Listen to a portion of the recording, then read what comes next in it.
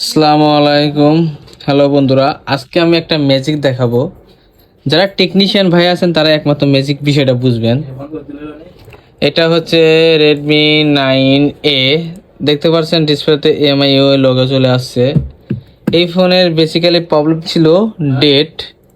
মজার একটা বিষয় আপনাদেরকে দেখাই, যারা বড় বড় টেকনিশিয়ান তারা একমাত্র বুঝবেন। দেখেন এই ফোনের লাইটিং এবং গ্রাফিক্সের দুনো আইসিরই কাজ করা হয়েছে। আমি একটু জুম করে দেখানোর চেষ্টা করি আপনাদেরকে। দেখেন এই এসির লাগাইছে, এই এসির রিবোলিং করা হয়েছে এবং এই লাইটিং এসিরও কাজ করা হয়েছে। অনেকে মনে করে যে লাইটিং সমস্যা মনে করতেছেন, আসলে যারা দীর্ঘদিন ধরে এই পেশায় আছেন তারাই একমাত্র যারা আইসি লেভেলের কাজ করেন এবং তাদের জ্ঞান চিন্তাধারা অনেক ডিপ, অনেক হাইলি চিন্তাধারা তাদের আছে, তারাই একমাত্র বুঝবেন বিষয়টা। এটা আমার এক স্টুডেন্টের ফোন। আমার কাছে আসার পরে বিষয়টা আমি মাথায় নেই নে আমার কাছে কোনো কিছু হিসাব মেলে না।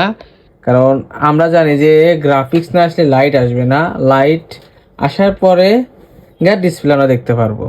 তো বিকজে আমি গ্রাফিক্সের মিপি লাইন কমপ্লিট এবং গ্রাফিক্স ড্রাইভার লাইনেও কমপ্লিট, তবুও আমাদের সেটটা অন হচ্ছিল না। তো আমি একটা ডিসপ্লেও মানে আমার স্টুডেন্টকে দিয়ে যে ডিসপ্লে যেন ফেরত নেই এই কথা বলে নিয়ে আসেন, যাতে ডিসপ্লে ফলস থাকে। তো আমি কোনোভাবে গ্রাফিক্স দেখতে পারি না নতুন ডিসপ্লে লাগানোর পরেও। আমি উপরে যেটা প্রোটেক্টর গ্লাস থাকে ওটাও ফেলে দিছি।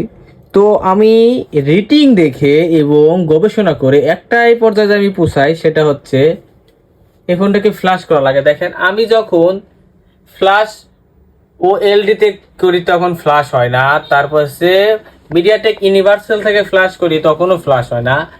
তো আমি এই ডাম ফাইলটাকে রিরাইট করে স্ক্যানার ফাইল দেখে না ডাম ফাইল বানায় লাগেছে। এই ফাইলের মাধ্যমে যখন আমি ফাইলটা খাইয়ে ফোনটাকে ফ্ল্যাশ করলাম তখন 100% ফোনটা ওকে হয়ে গেল।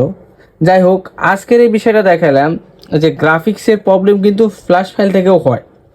রেডমি 5+5 এগুলো ফোন দেখবেন মোটর ভাইব্রেট করে কিন্তু গ্রাফিক্স আসে না।